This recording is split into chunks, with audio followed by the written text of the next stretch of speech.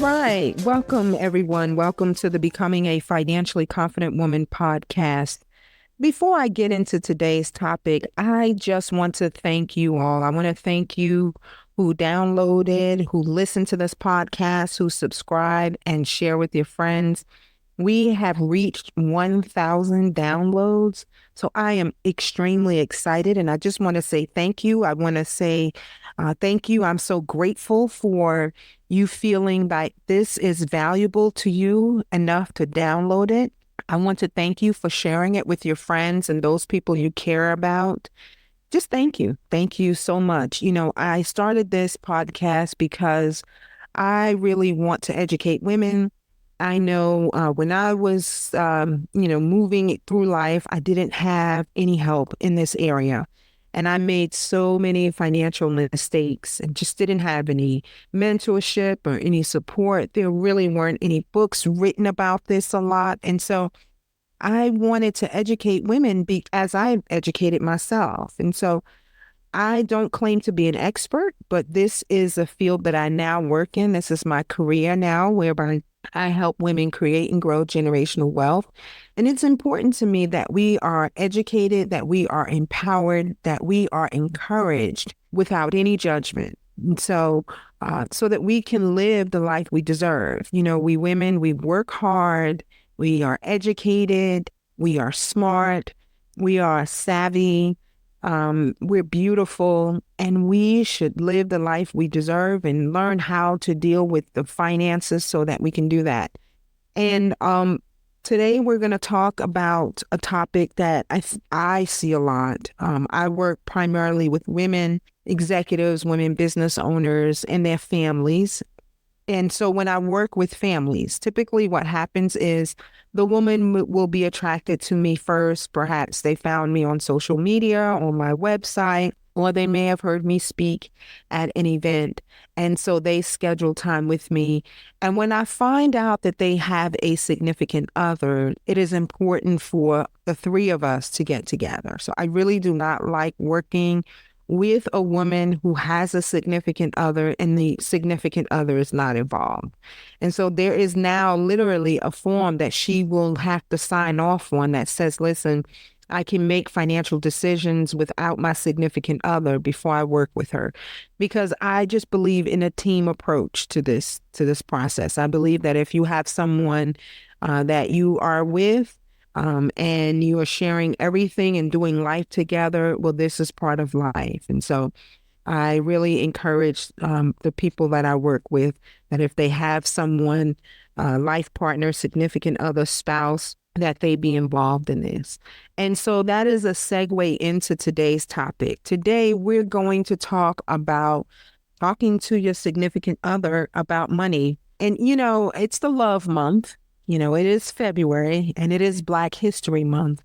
And for me, those things intertwine. I am a African-American woman.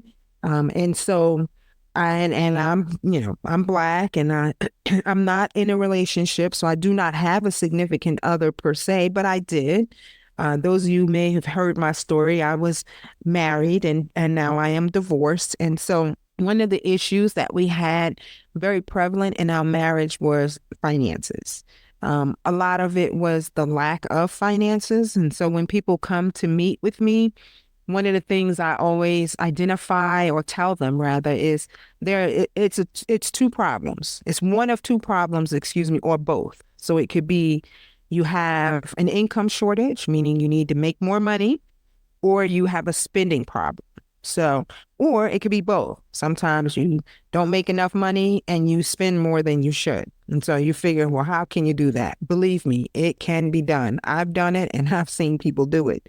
And so, I know that's typically one of the two problems or both, like I said. And so when they come to work with me, the objective is to help them, to encourage them, not just basic personal finances, but creating a financial lifestyle that you are not ashamed of, one that you deserve, one that if life happens, now the new phrase is life be lifing. And so if life start lifing, you can respond to the lifing part of life without, freaking out, without not knowing how you're going to manage. And so that's why I do the work that I do. And when I meet with people, like I said, you must bring your significant other. They need to be involved. And so today we're going to talk about like how to do that, because a lot of times women come and see me. And like I said, they may come alone. They're attracted on their own.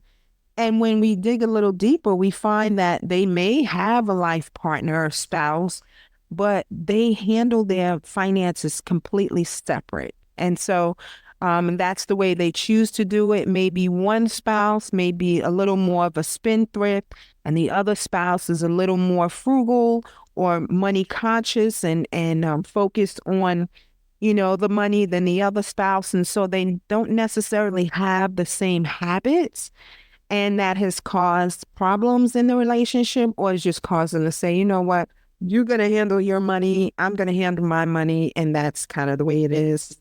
And then there are some relationships that I see where they both have their own pots of money, but then everything for the couple, for the house, everything that pertains to them and the relationship as one unit, they may share the finances there. So all of the money for the household expenses may go into one bank account, and then they may have separate accounts for themselves where now, they can do what they want to do with their money. And that's kind of what I usually recommend when I'm working with people, because it gives you a sense of independence, right? You don't, if you like to go out to lunch every day and your significant other is a brown bagger, you know, um, you have your money and they have theirs and they can do what they want to do. But there's no one person that has more than the other if crap hits the fan. So if life start lifing, it shouldn't be a situation where, my significant other is more of a saver, so they don't spend what all the money they have. And so things start happening in the family or in the household. And now one person has more money than the other, and then there becomes resentment and the person is not sharing. So I see some of that. And now, because us women, we make more, we're doing well financially. We are starting businesses very fast now. We're growing. Women, African American women, business owners are growing at a really fast rate. We're making more money. We're more educated now, and, than our counterparts. And so we're finding that a lot of us are the breadwinner in our household. And because of that, we may handle the finances. We bring in a lot of the money in a lot of cases. And that also can be a problem, because one spouse may feel inadequate and not feel comfortable, and they don't get to see the finances and the resources. And so it can make for a very tough relationship. And I know, because I've been through it myself. Finances was a big part of the reason why I am divorced. It was the lack of finances. Mostly that I think that was one of the foundational issues that were there. And then the fact that I just didn't know. I mean, we struggled so much. We had an income problem. So today we're going to talk about, like, how do you talk to your significant other? Like, how do you begin this journey? You may be in a relationship where you guys haven't shared the money. He has his or she has hers, and the other person has theirs, and it's very closed mouth. I used to hear my grandmother used to have this saying, don't let the left hand know what the right hand is doing. And, women say, I got to have my secret stash, because, I just got to have my stash. And I don't disagree with that. I think you should have some money put to the side. But I do not think that the spouse shouldn't be, aware that, hey, this exists. And if life starts lifing, we can come together with whatever side money you have and your partner have to put it together to solve the problem in the household. So we'll talk about dealing with financial challenges as a couple. And so I'm giving you these tips because they're based really on my mistakes. They're based on the things that I've experienced. They're based on the things that I've seen when people have come to see me to begin working on their finances, investing and saving and just creating a financial plan. And so these tips are just a mishmash of all of that. One thing, as a single woman too, I think this is very important because if you're planning on, taking on a life partner, if you're going to get legally married or you're just going to live with each other, there are common law issues based on the state that you live in, what you come into the marriage with.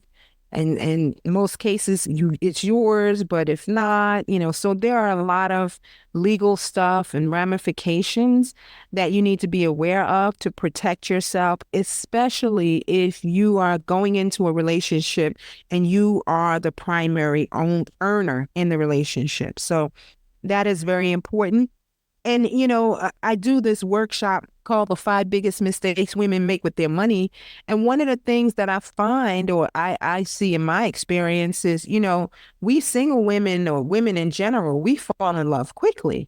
He's amazing. She's amazing. We're in love. We're going to go ahead and boom, everything, first kiss and everything else. We start sharing our bodies and sharing everything with each other, but we have a hard time having the money conversation. For some reason, it's like taboo to ask, like, how much money do you make? Or what's your credit score? Or how do you feel about saving for the future? And just having those money conversations seem to be really taboo. It's like, I'm not telling him how much I make, and he's not telling her how much he makes. But you can share everything else. It just is bizarre to me. But I think that's the world that we tend to live in. And I don't think you should have the money conversation with just anyone. I think this conversation should be had with someone that you intend on doing life with. So you have made a commitment and you're moving in the direction where you believe this is your life partner. And now it's time to start talking about things that will impact your relationship, your life together. And money is necessary and money issues are necessary, and understanding how your partner behaves when it comes to dealing with money is important. And so without further ado, let's just dive in. So, like I said, it's a difficult topic. And I would say the first step or the first tip to beginning this process is really just getting prepared. I don't think that you should start these conversations when it's tense. So, if you're having an argument or you're starting to see some things about some ways that they handle money that you may not be cool with, perhaps you're noticing that they're spending a lot or spending frivolously or NSF fees, or you hear creditors calling or different things, and you start jumping down their throat. That's probably not the best way to handle that. So we really need to make sure that we set the stage. The stage has to be set to have these conversations, because I tell people who come to see me all the time, this is an extremely vulnerable topic. I say to the ladies that come to see me, the women, the people who identify as women as well, do you go to the GYN? How many times do you go to the GYN? How many times do you change your GYN? You don't change your GYN quite often, right? I mean, because when you go to the GYN, you're spread eagle. Everything is out and exposed, right? Because they have to see and understand what's going on inside your body. The same thing when it comes to dealing with your finances. And I know that's a graphic visualization, but it's truth. Like, you literally have to take off everything and you have to share what's going on, and you have to give someone a visual exposure to your body. It's the same thing with your finances. So this is a very sensitive topic. It's a very vulnerable topic. People have a lot of issues, and you've got to be very careful in how you speak to your mate, about money. And when you guys decide to have a conversation about money, it really shouldn't be, especially not the first one, it shouldn't be when everything is a mess. It shouldn't be where you start noticing things and you're angry about it and they're angry about it and you're biting each other's heads off because you can't pay a bill or something. So setting the stage to have the money conversation is important. And that stage is really agreeing that you're going to have honest and open communication. You've got to be committed to that. You've got to be committed to sharing what's going on with your finances. And again, this is not just anybody. So this is not any person that you're going to do this with. And, if you're dating someone, I think you can pick up some things and you can ask some questions about money that helps you understand their values, their money values and their goals, but when you start asking detailed questions about, salary and savings and credit, that is something that you are moving in the commitment arena, like I said before. But making sure you both agree that you're going to be honest and you're going to have open communication with no judgment. And I know that is so hard, right? Because we judge all the time, but you really have to be committed to that. Like, listen, you're not going to beat each other up. You're not going to call names. You're going to try your best not to be judgmental, and try to create an environment where the person feels safe sharing this information with you. And whatever that environment is for you, sometimes it's pillow talk, sometimes it's a nice dinner, a walk in the park, just sitting down at home without a distraction, without television, and just whipping it out and having the conversation, an honest dialogue about where you are financially. And you have to be willing to share that information. Listen, you cannot expect someone to trust you with their life and you can't trust them to share this important information. And I have seen marriages torn apart. I work with divorcees too, and I find that now they find out that their spouse has been lying all the time and they make more than they said, or they have more in retirement or more in savings than they said. And so now this creates an air of distrust. And I think it's something like 42% of marriages now end in divorce.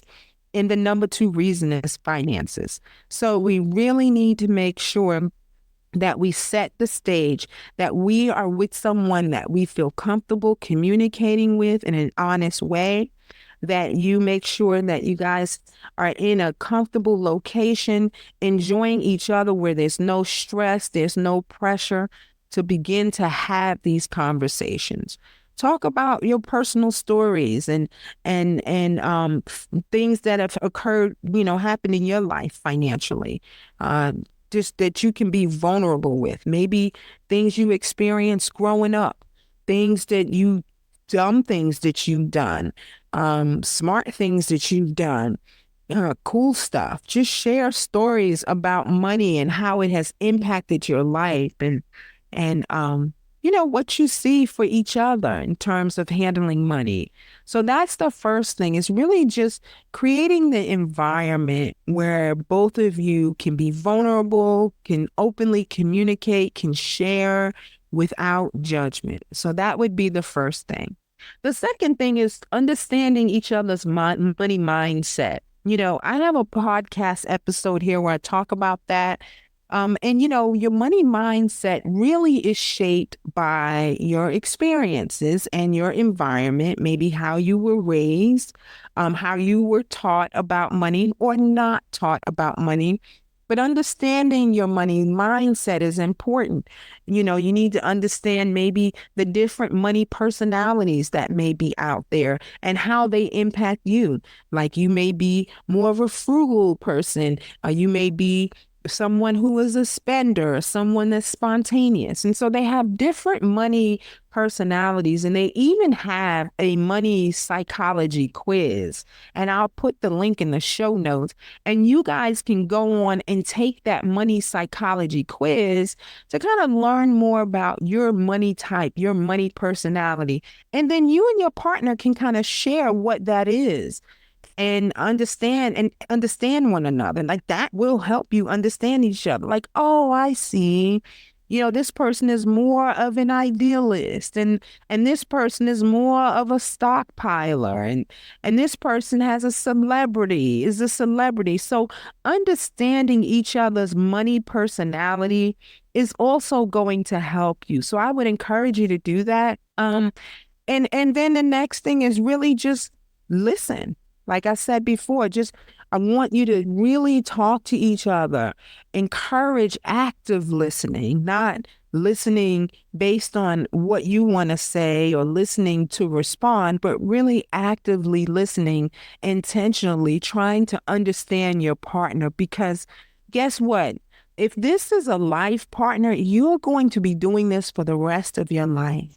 And so having a weekly money conversation is also very important.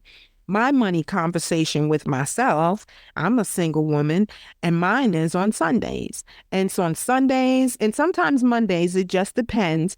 I'm kind of flexible, but I sit down and I look at my money goals. What are my financial goals? Where do I see myself? And be honest about some things that I did the last week. Like y'all, today, I'm gonna be honest. Between yesterday and today, I spent like $40 on Amazon books. I love books. I am such a geek. And so I ordered 3 books because I have a women business owners book club and I like to always read so that I can recommend the books. And I ordered books. And then I also ordered me a new duvet cover for my bed. And then I needed some chargers for my iPhone, and I think I spent like $60 today on Amazon. And so, being willing to share that with someone, having that. And if you don't have anybody, then get an accountability partner, another friend that you can be vulnerable with, that won't judge you, that won't look at you crazy if you're going to do something and always nitpicking. But, if you can't find that friend, then be your own accountability partner. But make sure that you understand your money mindset. Make sure that you and your spouse have open conversations about money, your money values, your beliefs. I mean, what is that to you? What are money values to you? What do you want your money to do for you as a couple, as an individual? Is security? Do you have fear? Does money provide stability for you? So having those conversations again and understanding one another's money mindset and having conversation about your money values and your money beliefs are also very important. The next thing is establishing common goals. Having financial goals as a couple is very powerful. There is not a couple that has come to see me that I work with, that I have the privilege of working with, that comes to me and they are working together with their money and they're not successful. They are always successful. Even if they come into my office or we schedule a Zoom call and it may be a tense conversation for the both of them because now they're sharing things maybe they've never shared before. But when they begin to work together as a team, they achieve their financial goals. I have never not seen that happen. And so that's why I encourage making sure you understand. But having common financial goals is very important. So as a couple, having short-term goals and having long-term goals, like what are your short-term goals in the next 3 years? Is it to buy a house? Is it to pay off debt? Is it to pay for school? Is it for someone to quit their job and be the stay-at-home parent? Is it to build a new house, buy and invest? Like, what are the long-term and short-term goals that you two can want to achieve together as a couple?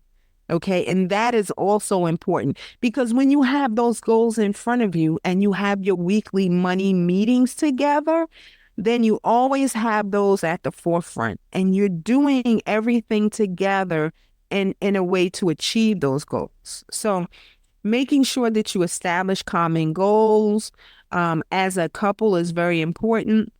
Long-term goals, short-term goals, that is also very important. The next thing is budgeting together. And I know you say, oh my gosh, I know the B word, right?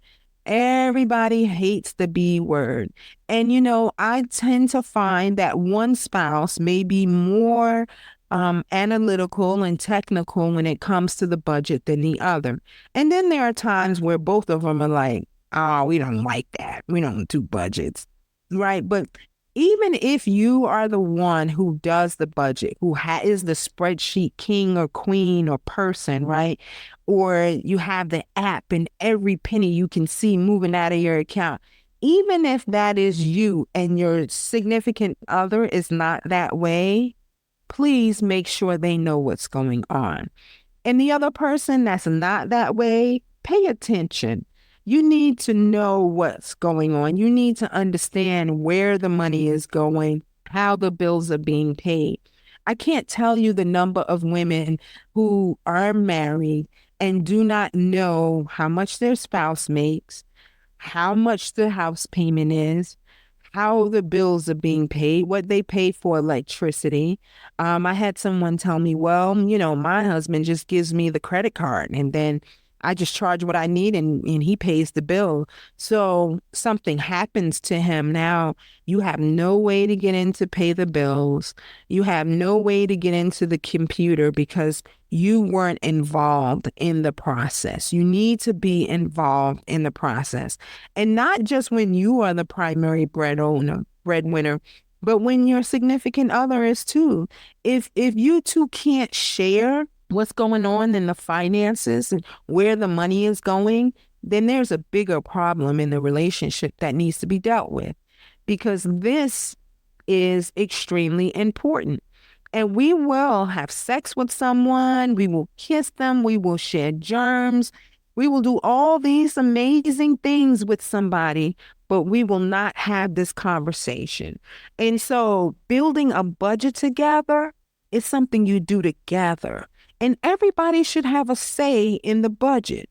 It's not like I'm going to build the budget and you get $20 and I get $40.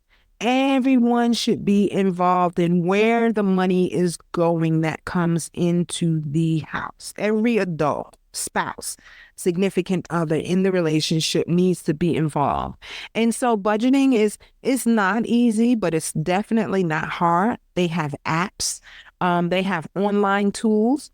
I use Quicken. I like Quicken. You can use Mint. Mint is free. And that way you can see all the transactions going on in the bank. You can link everything up and you can see, and you can set parameters like how much you're going to spend on eating out, how much you're going to spend on grocery. And watching that, it will tell you like, oops, you're approaching your grocery budget now and you're approaching your eating out budget. So the app will tell you as you set things up, but you guys need to have a budget. And a budget is freedom. A budget is when you're telling your money what's going to happen with it. I always equate it to this. If you have children, right, or you have an animal, that may be your child, you don't just let them run willy-nilly, right? You don't just say, oh, open the door and you go on outside and play, and they go play in the street. You have parameters. You give them boundaries. You tell them exactly where they can go, what time they have to be back, all of those things. The same thing with your money. You are in control of your money. Your money does not control you. You should not let it control you. If it's controlling you, that means that either you're spending too much or you don't make enough. And I've been in that situation where it's like, oh my gosh, it's so controlling and overwhelming. But I will tell you, a budget will help get things in line and will give you the power to tell your money where it's going to go. And it gives you the power to tell you where your money's going to go. So everybody is held accountable to this. So you need to make sure that you have a budget and a joint budget for the household that you're maintaining. You can figure out how to spend and save. And, you should have as a couple, if there's one person that, let's say both of you make the same amount.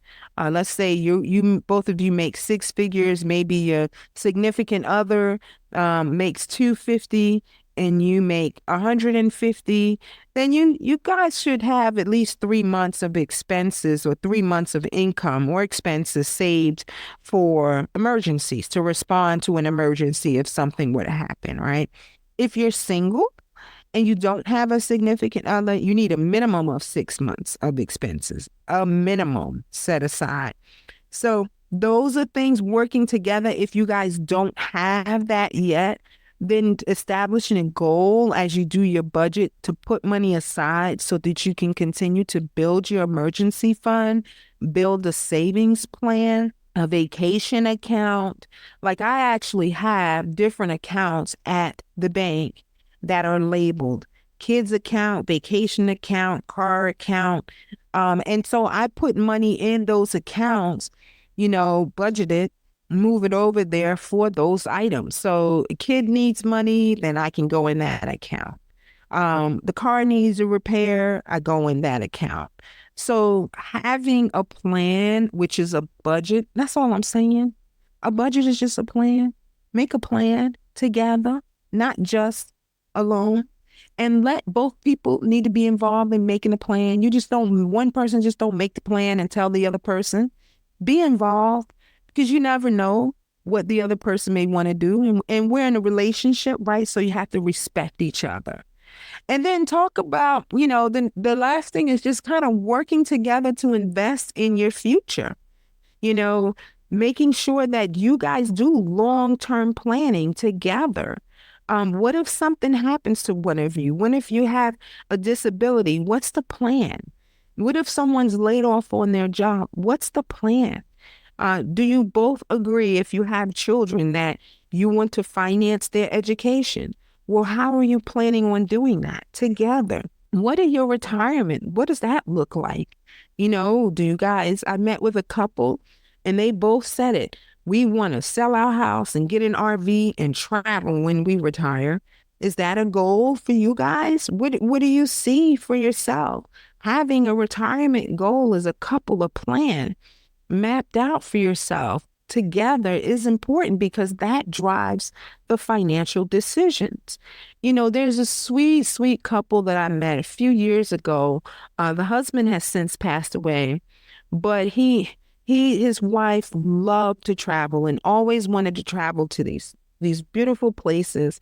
And the husband said, well, he didn't make a lot of money at the time, but he promised her that if she hung tight when he retired, that he would take her to all the places she read about. I think it was a deal. Like, he would come home from work and she would be reading all the time. And he wanted her to spend time with him, because I guess his love language was quality time. And he said, if you won't read when I come home, I will take you to the places you read about. And sure enough, he retired early. And they did that. They traveled to every place that she ever wanted to go. It was so amazing. When they came in my office, I about cried. He's since passed away, but she has wanted for nothing, because they together made a plan. And every year they took a vacation and they did the cool things that she had in her vision. He was sensitive to what she wanted, and they worked together as a couple to achieve it. So investing together in your future, working together, is extremely, extremely important. And then how do you overcome financial challenges? I'll be honest and say I may not be qualified to speak from this, because I've had financial challenges when I was married, and I don't know that I did the right thing all the time. But I do believe that you can overcome the financial challenges that life throws at you, right? When life starts lifing and finances get tight intentions are high and you can't pay your bills, or you may be in debt so much and your house is in foreclosure and it's stressful and you're angry and you're hurt. Or maybe you have a spouse that has been betraying you with the finances and you're hurt. One thing that I may encourage is, getting some counseling, working with a therapist to work through the money issues and the other issues that are in the relationship, because I believe it's bigger than that. I'm not a therapist, I'm not a psychologist, but I think those things could be symptoms of a bigger problem. Just my 50 cents, right? But nevertheless, dealing with financial challenges, really, I hear these stories of marriages that have lasted the test of time. You see on social media, 57 years married and 40 years married. They had financial challenges in their marriage. I am certain of it. And how did they overcome it? Well, everything that I've read and when I've talked to people who have been married a long time has been open communication. Communicating about how you feel, communicating about the state of your financial situation is paramount. And communicating, like I said, non-judgmentally, meaning you can say how you feel, right, as a person about the situation, the fears, the concerns, maybe upset with the decisions that one of the spouses made, right? Maybe they were too risky and you just didn't like the decision. Having the freedom and the comfortability and the just the comfort and safety, that's the word, safety, to be able to say to your significant other, I don't agree with that decision. I didn't agree with that decision. You made it and I'm upset about it. So being able to articulate your fears and your worries and your concerns without being accusatory or calling names, but and being condescending, but speaking your feelings and feeling safe that you're being heard and listened to, and big decisions, when you have to make a big decision, coming together to make those decisions. I don't think one person should come in having made a decision without speaking to their significant other. But when we're talking about financial challenges, everyone I've spoken to says open communication, trust in each other.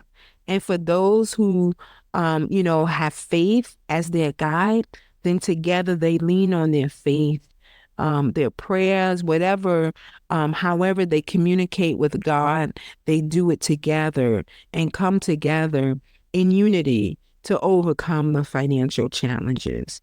So those would be my tips that I would give you in this February Love Month, to begin to talk about money with your significant other. And if this person is not your spouse yet legally, but you're moving in that direction, you really need to start having these conversations. It's extremely important. And, if you need a third party to do that, they do have therapists available to help you navigate that. And, a book I just ordered too that I think is really cool is called Heal Your Relationship with Money. Some of us have money trauma. And when you get together with, two people, they come from very different backgrounds, very different households. One parent may have handled money a certain way and another parent did it another way. And so you come together and it's hard. It's hard to figure out how to navigate that space when one is a saver and another person is a spender, or, they didn't take vacations and because they didn't have money, or, or they just didn't pay bills and they just lived from one crisis to the next. And so understanding, your significant other's mindset and their past with money and their relationship with money, how they handled it, what it means to them, their values. That's extremely important. So I'm reading this book called Heal Your Relationship with Money. It's by Kara Stevens. I hope one day I can get her on this podcast and she can talk to us. But I'm doing that myself because I still have some ways that I was raised that permeate the way I handle money. And some of them I just don't like. I really don't like. I get upset with myself. So I would encourage you as a couple, explore that. Explore your relationship with the money. Explore if you have money traumas and things that show up in a negative way for you when it comes to managing money. If you have fear, if you have this mindset that the left hand doesn't need to know what the right hand is doing, you explore that together because I tell you, I do not see, from my vantage point, I do not see relationships that are not together on this topic, where they're not working together, they're not communicating on this topic, work. I don't see them last. If they do, they're completely separate and there's so much distrust and disloyalty. They're just cohabitating. Now, I can't say it for everyone, but I know some of the folks that have come into my office, I've seen that. So I would encourage you, begin talking with your significant other about money. I know and even if it's a mess, like even if you have messed up and you run up the credit cards and you spend a lot of money and now you're ashamed and you're embarrassed, hey, this person loves you, right? And the only way you can go get ahead is together. And so talking to them, and if you're the one hearing that your spouse is messed up, give them grace. Give them grace. Work together to overcome it. And if you need a third party, then get a third party involved. But I hate to hear that relationships are falling apart because of this topic when there's so many resources out there. So many resources out there. Resources like myself.